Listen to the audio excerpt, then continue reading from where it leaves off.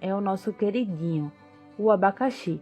Pesquisa científica revelou que os flavonoides presentes nesta fruta são os responsáveis pela melhora na performance na cama. Eles atuam na flexibilidade e relaxamento das artérias, aumentando assim o fluxo sanguíneo e fazendo durar muito mais do que 5 minutos. Você vai precisar cortar o abacaxi em cubos pequenos e levar ele no congelador por uns 30 minutinhos antes de preparar esse método caseiro. Pessoal, agora essa parte é opcional, mas também serve muito para dar aquela ajudinha na hora dos vamos ver. Agora é só adicionar os 3 dentes de alho e os pedaços de gengibre. Vamos pegar o nosso abacaxi congelado e colocar no liquidificador. Adicione 1 colher de sopa de mel e, para finalizar, 1 xícara de água. E é só misturar bem no liquidificador por uns 3 minutos.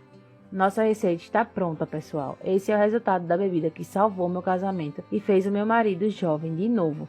Para os melhores resultados, você deve beber por até